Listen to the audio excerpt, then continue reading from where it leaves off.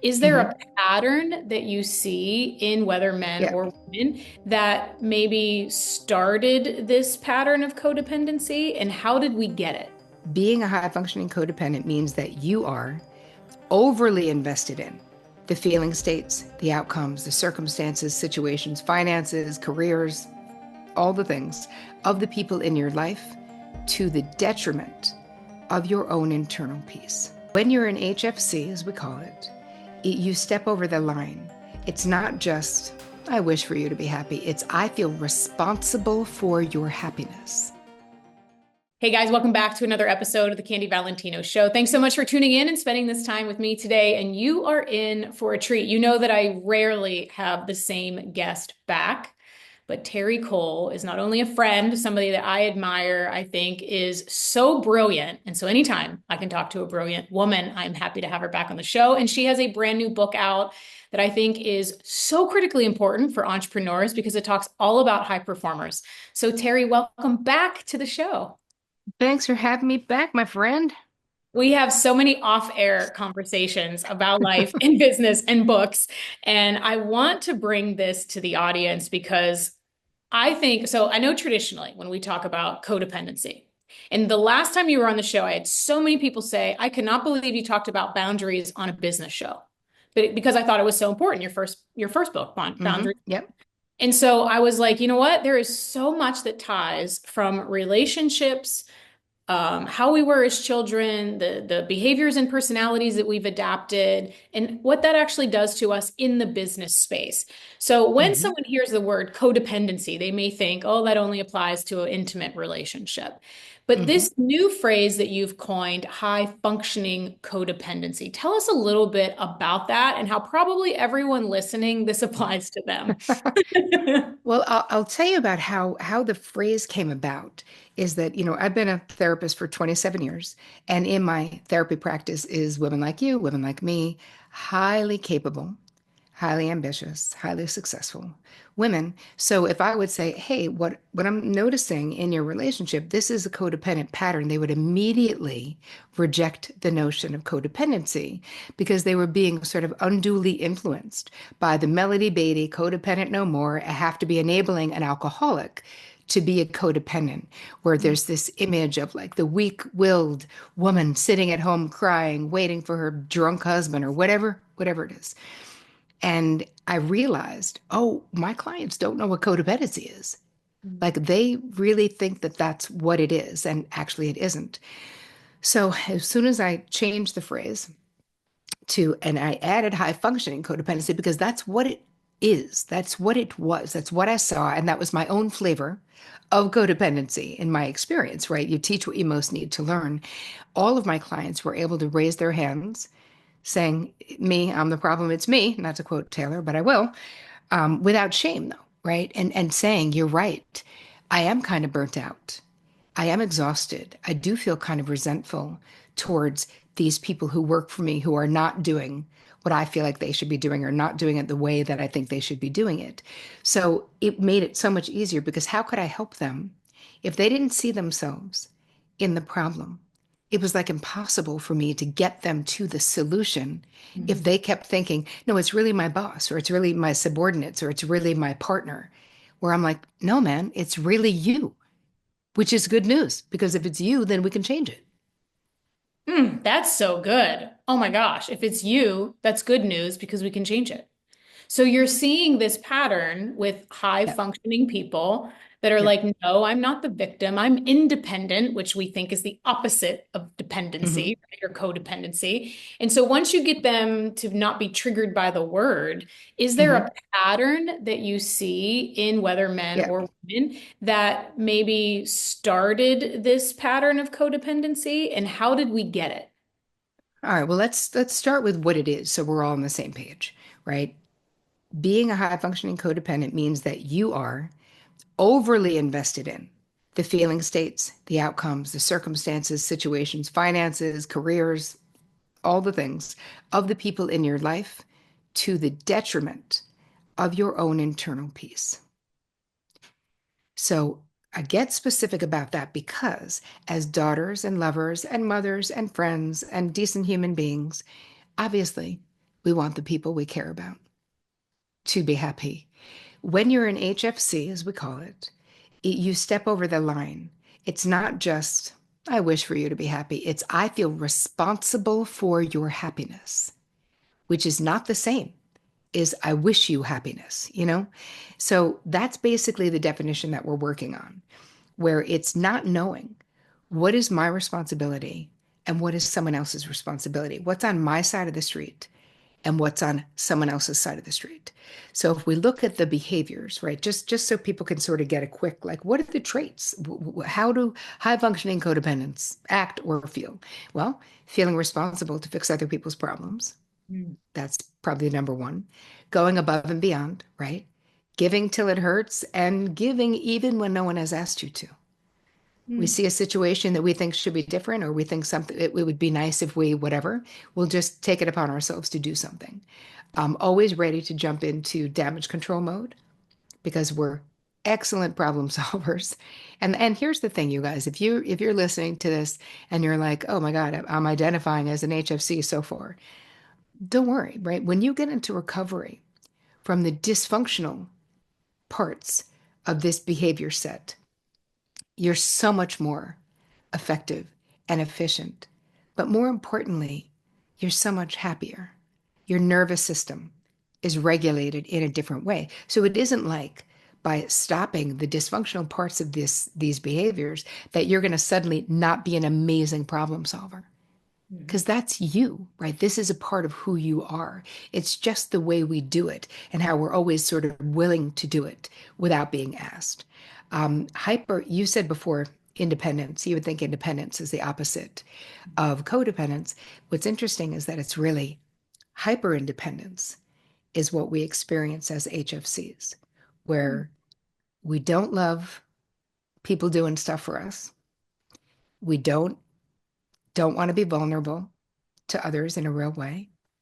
We don't, I don't want to owe you, right? You don't want to, I don't want to, as an HFC, I don't want to, and the biggest thing, I don't want to be a burden. I don't want to Mm. feel like I'm a burden. So as HFCs, we're always willing to take one for the team, right? We're all like, it's fine. I'm good. I got it. Don't worry about it. It's fine. Just do your thing. So if you think about it, let's just say you and your partner had jobs where you went to work, and they were leaving first. They went outside and the car they use has a flat tire. You'd immediately yell out the door, take the other one. I'll Uber. Let's go. Right. You wouldn't say, well, what are you going to do now, honey? You would immediately be like, don't worry about it. I'll Uber. It's fine. Like again, that's the willing to take one for the team. Mm. You might feel exhausted. You might feel resentful. You might feel underappreciated. Mhm. Right. I remember saying to my therapist many years ago, like, who are all of these entitled mother effers in my life? Like, just everyone expecting, thinking. And then she thought about it and she said, Tara, are they though? Or are you just serving yourself up on a silver platter and they're just taking you up on it? Mm. And I was like, oh, crap. I think it's that. But in my mind, it was Betty being entitled, not me overfunctioning and Mm. overgiving, which was really what was happening. And So auto advice, oh, go ahead. how do you know? Because I don't know if anybody else is thinking this if they're listening or watching, but it's like, how do you know where's the line of being a good person, a cool person, easy to get along with, right? Like, Hmm. where is the line? Is it when it starts to affect your mental health or your nervous system? Because I identify in so many of what you said. Obviously, Hmm. I Yep. now don't do it to my own detriment, right? Where Hmm. it's like now I'm a stress ball because I am trying to solve everybody's problem. I always Right. use the little phrase that not all problems are yours to solve, Candy, right? Which Hmm. is tough. Yep. Animal rescue or all the things, as you know. But it's like, Yes. where is it just like you're trying to be understanding and Hmm. compassionate to people's situations? Like, where do we know that you're blurring the lines and moving over too far? Yes. All right. That's a great question. And part of the question is, how do we know if it's caring or codependent? Right? That's what we're talking about. And really, I would add, how do we know if it's caring, codependent, or controlling? Mm. Because at the base of any garden variety codependency or high functioning codependency, at the foundation is an overt or covert attempt to control other people's outcomes. Mm. It's really what we're doing. So, one thing that people can do right now, and this is answering your question of like, how do we know, is you can take a quick resentment inventory. Mm. And this is going to point you, it's going to act as a little GPS as to where you might need to set a better boundary, do less. Maybe you're over functioning in a relationship, or maybe you're doing something for people that they can and should be doing for themselves that maybe they haven't even asked you to do, but you're just doing it. So once you do the resentment inventory, let's say you come up with, I'm resentful at my mother because, or I come up with, she comes to my house without calling me first, even though I've asked her to not do that, let's say.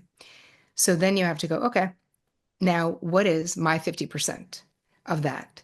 Well, my 50% is that I let it slide for the past 8 months. I used to say something and then she got better and then I just couldn't get into like confronting her all the time, so I let it slide. Okay, so that's on me. Now what can I do? I can have the conversation again.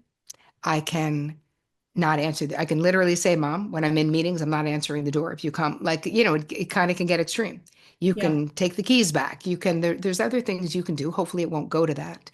But there's always something we can do if it's a relational problem. I Mhm. don't mean there's always something we can do if someone else is struggling with addiction, if there's something else, right? There isn't always something we can do, even though we always think there's something we can do. And that's the codependent in us. But when it comes to our relationships, if you do that resentment inventory, I think you will find a place to start having conversations. And that will tell you where there's more codependency than caring, or that Mm. the caring is soaked in codependency. Love that. And it's to me, I'm like hearing that almost in a team dynamic too with Hmm. employees. It's like if you've got that resentment potentially, if that's like the maybe measure stick or the roller, right? Is to try to like determine like, am I resentful for this behavior? This employee continues to maybe do poor performance or showing up to meetings late. What's Yep. your 50%? You need to address it, you need to document Yep. it, all of those processes. But then it's like, what also do we need to make sure that we're I guess instilling a boundary around, right? It's kind of what goes back to that. Yeah. Yeah. It's like that next step is then making a simple request, Hmm. right? I'd like to make a simple request that you come on time to the meetings because it's disruptive when you come late. Hmm. Right. So something has to be said rather than letting it slide if you think the behavior is going to change. Another thing to think about, and even though this is a tangent, Candy, I actually think it could be a good one for people who are working in teams. Because what I find in my therapy practice is that a lot of times when it comes to business, we recreate our family of origin experience. If we have unresolved original wounds, so I had this client who every job she had an arch enemy. Like it was, and she was like, I'm sure everyone has this. I'm like, yeah, no, not at Yeah, no. never. I've had lots of jobs that's never happened, but I didn't say that, of course. But I was like, well, we're not talking about everyone. We're just talking about you. So she like had like this vehement hatred for somebody in her office. So now by the third time, I was like, okay, this cannot be about this. Hmm. So then I said to her, okay, let's figure out, maybe you're having a transference, right? I didn't say that. I just thought that. So I said, I'm going to ask you these questions. Who does Betty remind you of? Where have you felt like this before? Mm. And how is this behavioral dynamic, the way you're feeling bossed around by her and then you're resentful, how is that familiar to you?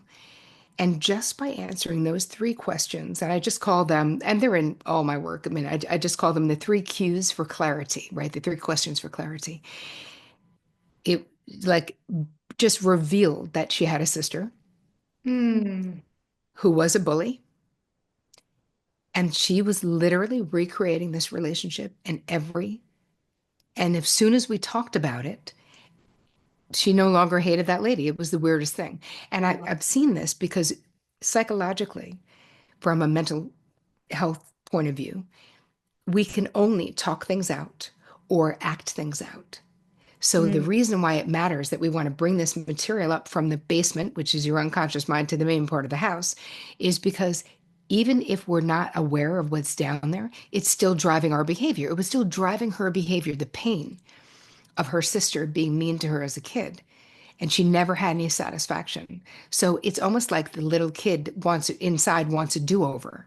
So now I'm going to have this person at work, but I'm going to tell them off and I'm going to get them in trouble and I'm going to not let them boss me around, which can be, in one respect, it can be a corrective emotional experience. But most of the time, if you haven't integrated and honored the original experience, you just continue repeating it. Wow. So you can do that in friendships, in employees you hire, or even if you're not selecting the person, you can just almost transfer, for lack of a better word, like transfer Yep. that environment to somebody else in your new world, even though it happened Yes. 40 years ago or whatever. Wow, that's fascinating. So that's Yes. why even just bringing it to light is critically important. And sometimes that's enough to stop the repetition. It's really wild. Sometimes just talking about it and honoring it. I mean, that's kind of what it was with this client. She was like, I cannot believe I did not see this sooner. And I was like, but why would you? Because this reality that we're living feels so real. Only if you have had a lot of therapy or you're a therapist do you think in the terms of parallel process. Like I'm always thinking, is Mhm. there something else going on that is similar to this? Am I having a transference or whatever? Like when we get activated about something, it's helpful to know, Mhm. like, oh, is this reminding me of something painful from the past that needs my attention? If it does, let me do that to see if I can deactivate that reaction in the present. I love that. It's a way more eloquent way than what I say. I always just try to say like, is this feeling that I'm having right now valid for this experience? Yes. It's how I try to check myself, just because I'm like, because I think if we don't, then we don't really know if it's warranted now or if it's some Yes. triggered or just behavior or pattern that's running from the past. Exactly. The title of your book, Too Much, I also think about all of the people that were told throughout their lifetime that they're a little too much, right? I think Hmm. especially as females, we're supposed to be, seen and not heard. We're supposed to be look cute Hmm. and pretty and not necessarily have opinions or be bold. And so I think that there's a lot of these almost societal patterns that are running that we become more corrigible and agreeable and try to make Hmm. everything perfect for everyone. And somehow that gives us worth or value. And Hmm. is there anything that you can speak to? Because I'm thinking of the watcher, the listener that is like, well, okay, I realize I see this in myself, what Terry's talking about. But now Hmm. if I do something about it, I'm going to be Hmm. perceived in a negative way. And now all Hmm. those people are going to say X, Y, and Z about me. Is there anything that Hmm. you could maybe share with them of how to get them over that fear? Because I think that's very real. Yes, but here's the thing.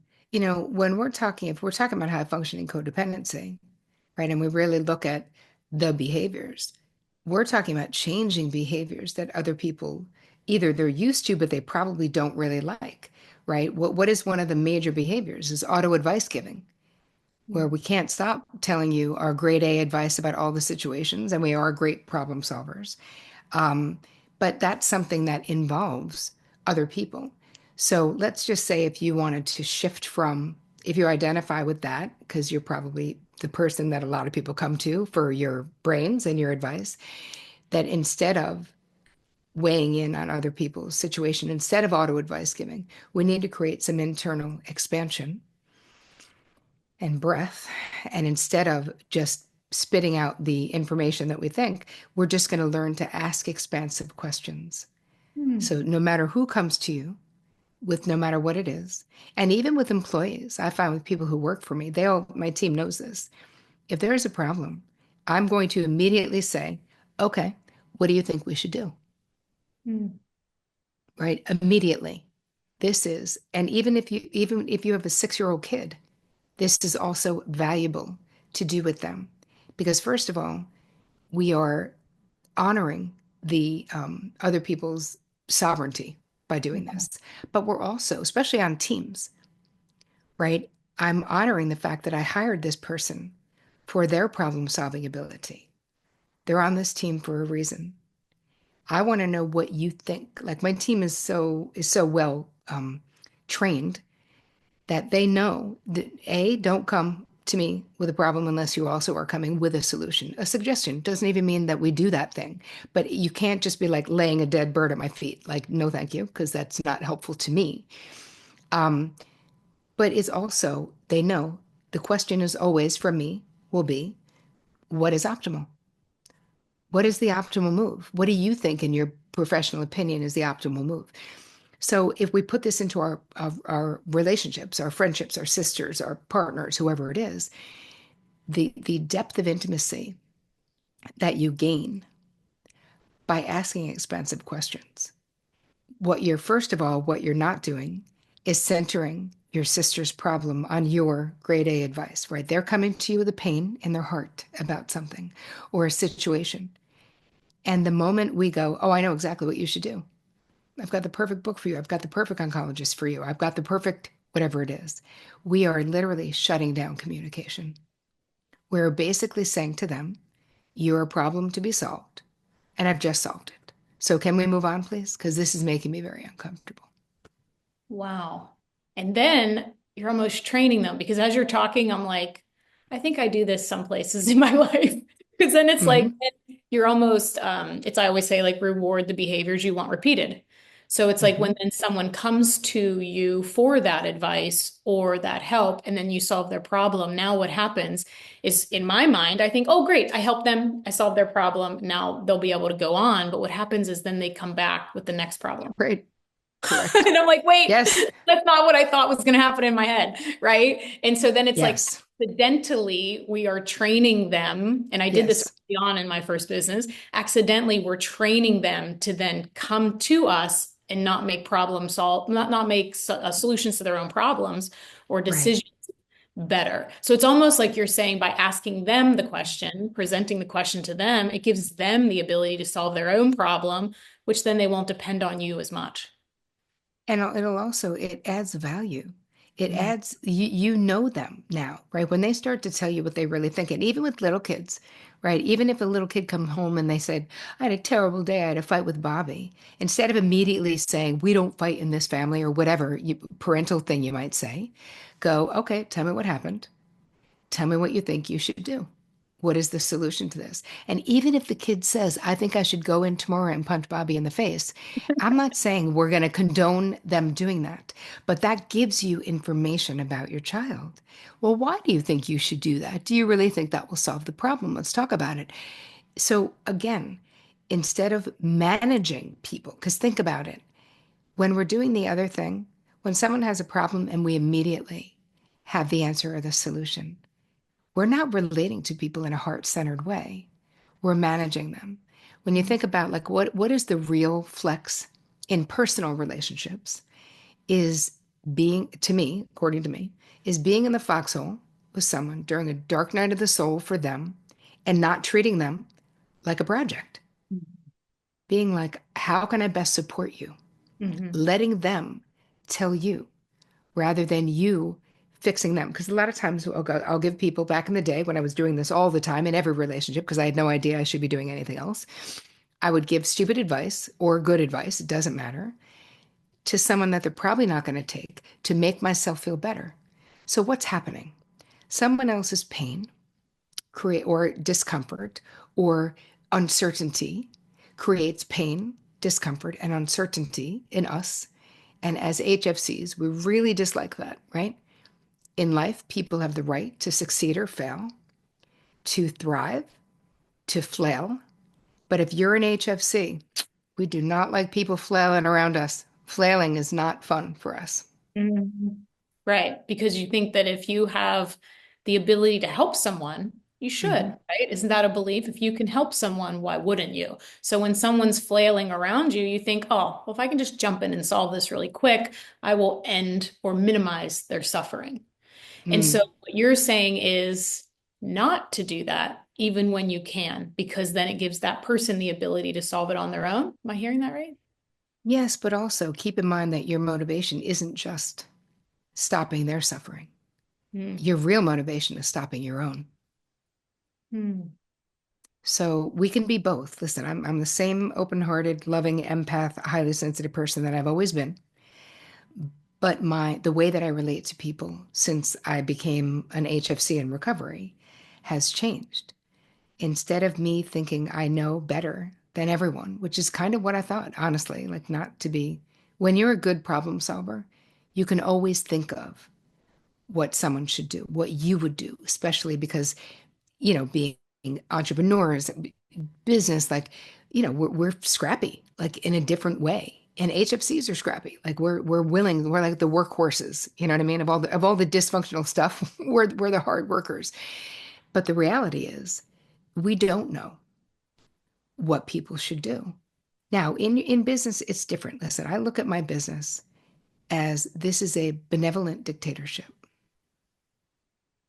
right? Like I'm not walking around asking people's opinions about things that I don't care about their opinion about just to make them feel included, let's say, right? Mhm. Our goal, we have a collective goal of what is best for this company. We know exactly what our values are. We know, we're all in it together. So I'm not talking about being even in business. Like, so my empathness doesn't make me go, oh, the intern felt left out because I didn't CC them on that email. I should go apologize. Like, no, man, you don't need to be on that email. That's why you weren't. And you're not my intern anymore if you complained about that, right? Like, I feel like there's differences in our personal lives and our business lives. But I think that the truth about what is motivating our desire to auto fix, to auto accommodate, we're doing all this anticipatory planning of like who we're going to be with. Oh, if I'm going to be with this difficult person, then I think I'm going to make sure they don't sit next to this person that they don't like. How much time do we spend really dialed into our immediate environment? Because as HFCs, we can be codependent with people we don't even know. I mean, Mhm. I opened the book with a story that I was probably 22. And I was on a train platform in Long Island going back to Manhattan. I had gone out there for my therapy appointment. Why was I seeking therapy in Long Island when I lived in Manhattan, you ask? I have no idea. But anyway, I was. So it's like 10:30 at night on a Tuesday, and I see this kid standing there, and he's holding a blanket. He's probably 19. And it's like a desolate station. I'm like, what? Where is this kid? Immediately my helper radar was pinging, and I was like, wonder where he's going. So I sat with him on the train, and I was like, where are you going? He said, I was hired to drive a car back to Indiana and they canceled the gig. So I'm just going to go stay in the station. I go, you're going to go stay in Penn Station? He was like, yeah. I was like, no, man, you're not doing that. It is so dangerous. You will definitely get mugged. And he's like, well, I don't know anyone in New York. And I was like, yeah, you do. You know me. And that's how I came to take a perfect stranger home to my studio apartment that I shared with another woman without even calling her because Mhm. I felt so overly responsible for this person's outcome. And that is not an uncommon story for HFCs. And listen, you guys listening or watching, maybe you've never done the extreme of that Billy's story, but think about where you have and where you do feel Mhm. overly responsible for other people's outcomes. And we do these things to our own detriment. So good. And I'm glad you transitioned into your team because that's one of the conversations I wanted to have and questions I wanted to ask. Because obviously you have phenomenal practice and people see you under this lens of all the clinical experience and therapists, Hmm. therapy, but you also are running a business. You write books, you have Hmm. a team, you have employees, your husband has like, so you're doing all of these other things. Is there a way that we could leverage better mental health techniques, understanding codependency, boundaries that really make us better leaders? And if we could only focus on understanding a couple things for the sake of our time Hmm. today, what would be some of the first things that you would address that you see are like, yes, everyone listening can do this, or focus on Hmm. that as really getting better business leadership? Well, I would say get honest with yourself on where you are overfunctioning. Mm. Where are you doing things in your business that other people should be doing, right? Where are you micromanaging, even if it's just double checking or triple checking things? Now, listen, quality matters. I'm not saying it doesn't, but if you're really an HFC, it can be difficult to give up responsibility and control of things in a business that you've built on your back to others, to really trust that other people can do it. And I mean, you may have been burned in the past too. So I think that we need to get honest about where we're sort of micromanaging, whether it's from an emotional point of view. where you're checking in too much? Or where do you have porous emotional boundaries with the people who you work for? I mean, people who work for you. So I had a client who, in her business, she was telling me about one of her employees who went on maternity leave, and she's just having all of these emotional problems. And like everyone's walking on eggshells in the meeting because she's so explosive. And I was like, okay, no. The that she's like, but listen, she just had a baby. It was a hard labor. I was like, listen, her labor and your bottom line are two different things. If she's not ready to come back, but she really needs the money. Okay, well, her finances in that respect are not your business. That is not your side of the street, but that's a very codependent way of looking at it. She really needs the money. That's never a good reason to keep someone on your team. Everybody needs money. Now, I'm not saying ditch the new mom in the snow. I'm not saying, we don't have to be mean about it, but your job as a leader, you always have to be the same way, like when you're in a marriage. I know you are, huh? That Always. are recently, that our job in a marriage, right, is to I filter everything in my life through how will this affect me and Vic? How will it affect will this affect my marriage? Have the conversation. Like I'm always thinking about my business and my marriage in respect to, I don't just make decisions willy-nilly, right? I think about that. This is the same thing for business. You cannot prioritize the financial situation of an employee over the health of the business. So there has to be, sometimes we just have to have the hard conversations. Hey, you're really struggling. It's impacting what's happening in the meeting. People are walking on eggshells around you. I'm giving you another month off, or I want you to take another month off. And let's really decide. It turned out in that situation that she did that and she didn't come back, and a lot of times people, that will happen that way. But again, my client was feeling unduly responsible for the decisions and the choices and the financial management of the person who worked for her. And those things are not her side of the street. So I Mm, think that for anybody listening, again, because especially with businesses, even small businesses, because my business isn't huge. I have 10 or 12 people that work for me. It's like, you still need to have a clean dynamic. mhm, And how you can do that is by being very proactive and having really clear expectations so that people can meet your expectations. And I think that a lot of times in my practice, it's like my clients would be reluctant to be super clear about their expectation, and then they'd be disappointed, and they're setting their employees up to fail. So then now I have a whole thing that people do where it's like I have this onboarding, this clarity of exactly the way that I work, what people can expect, what is expected of them, right? mhm. We work on New York time, even if you live somewhere else. And if you living in London, I cannot worry about what time it is where you are. We all work on New York time. And if Mhm. that doesn't work for you, that's okay. Don't take, Yep. then this job is not for you. Mhm. And I think that there's a whole bunch of ways that we can be less high functioning codependent and more healthy when it comes to our employees in a proactive way. And everything is in writing, right? We know that we have work agreements, and I've got a 90-day clause in every agreement so that I can get out of it if I need to, if I want to. I have a 14-day clause that we both, either person can, like, I put all of these in from having bad experiences in the past and being like, wow, I was so not protected. Hello. So those are some ideas that I have. I love that. I love that. And I think that there's so much value there for any entrepreneur. Go back and listen to some of that again, because also you're talking about processes and documentation too. That's Hmm. so critically important because it'll save you so much time and help you systematize the business. And if somebody doesn't do this, do you find in your practices, can it lead to burnout? Like when you hear entrepreneurs saying they're burnout, could it be from not implementing some of these things? Absolutely. And from bleeding so much emotional and psychological bandwidth. Hmm. So without a doubt, because when you think about being a high functioning codependent, and we're talking about always being willing to take one for the team, all of this means that there's a lot of self abandonment that's Mm, going on, right? Because in the end of the end, what you think, how you feel, and what you want has to matter to you, and it has to matter to you more than what anybody else wants, thinks, or feels.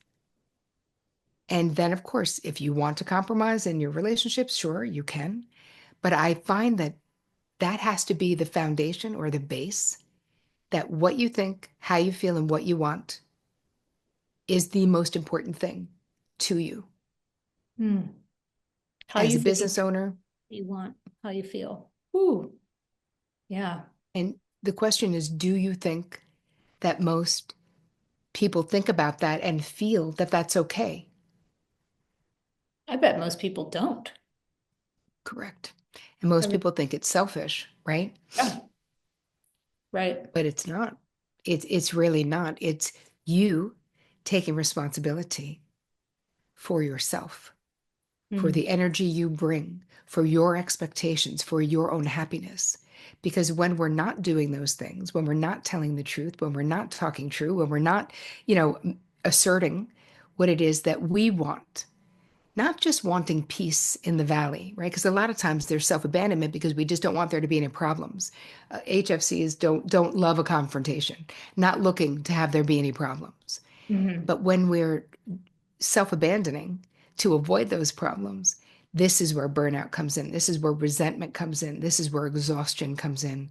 And where, I mean, I've seen it over and over and over again that there's a certain wall mhm, that gets hit where people go from caring too much about too many people to almost not caring at all, mhm. right? It's like you just give up. You're just like, I don't even care. Like, I'm not. It's funny. I was interviewed by a woman yesterday and she said, I want to thank you.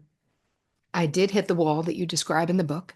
And she said, and this Thanksgiving, I said to my husband, I know we already have the tickets and I know we already have a hotel room, but I don't want to go east. She lives in California. She said, I just want to stay home. And he said, all right, babe, I'll stay with you. And she said, you're actually not invited. Oh, I need to stay home by myself, babe. Can you just go? And he's like, if that's what you need, sure.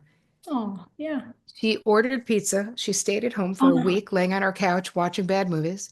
And she's like, I was madly in love with him when he came back. I couldn't wait to see him because I Oh, was so grateful for him just honoring what I needed, whether he understood it or not. He yeah. was able to honor it, you know? Yeah, and she must have done it in a way that was communicated well, right? Because that could come across wrong. Yes. So I think it's in the intention of the communication. And Yes. when you talked about hitting the wall, if Aaron edits this where you see my response, I'm laughing because I'm like, yeah, I know exactly what that wall is. Hmm. I talk about in the first book, I talk about it. I called it like my version of like a nervous breakdown because I don't think that Yeah. that's what it was, but I didn't know what to call it. But it was just like caring about everything and running so hard Mm. for so long. I was just like, I'm leaving for a month. I don't care who goes with me. I like literally because I was in a relationship. I told him, I don't care if you go with me. I'm going regardless. And it did Hmm. not go over well. But I went and I told my team at the time, like, regardless what happens, do not tell me. Like, if the place burns down, call the fire department. If somebody Yeah. steals anything, call the police department. Like, seriously, at this point, but I had hit a wall and I remember thinking, I wonder if I could have avoided this at some point. And now I Yes. know better because I feel when you trade yourself away little Mm. pieces at a time, you end Yes. up a fraction of a person. And so Yeah. for me, I've Yes. learned to not trade myself away as much so that I'm not just like this fragment of a human. Oh my God, that's so good, Candy. It's like death by a thousand cuts, you know? And then you get to that last cut and Mhm. you ran away for a month. And Well, that's actually super adaptive and pretty healthy, actually. If you're gonna, somebody could have you could have fallen into a bottle or started shooting heroin. You didn't do any of yeah. those things. So you know? I just went to a really nice resort for Exactly. it was 28 days because I learned this fun rule at that time that you can't stay a month at a resort. You can only stay 28 days for like hospitality laws. So I was like, all right, then I'll stay 28 days. So I literally stayed 4 weeks because that's as long as they would take me. I But so love it. listening, you do not need to run away. It just means that you need to pay attention to what Terri said with that resentment and stop Yes. trading yourself away. I'm so grateful that you wrote this book. I'm so grateful that you're putting all this great stuff out into the world. Tell everyone where they can find it. I think everyone needs to read this. Where's the best place to pick it up and learn more about Oh, you? right on. I actually have a gift for your audience. Oh, So it's an HFC toolkit because I awesome. know it's a lot. Like, we covered a lot. So this will be a great place to start. Okay. Just go to terricole.com/HFC and there'll be a link to buy the book if you want to buy the book there. There'll also be a link to my boundary quiz. And I'd be curious if you haven't taken a Candy, you should do it. I'm in my mind, I know what you're going to get, but there's like different 7 archetypes, and I'd Okay. be curious. It's very helpful to know like how do I relate to boundaries because this is all connected to codependency. I have a show that you've been on called the Terri Cole Show that I've had since 2015, and you guys can check me out on Instagram just at Terri Cole or my website terricole.com. terrycole.com/HFC and be able to take the quiz. I will take the quiz and I will even have Aaron link it in the bottom for the world to see what archetype I am because Yes, I'm a work please. in progress too. And we'll link all of that here. But thanks again for coming on. It was so good to see you again. And just thanks for writing this book and putting your work out into the world. It means a lot. Thank you so much for having me, my friend.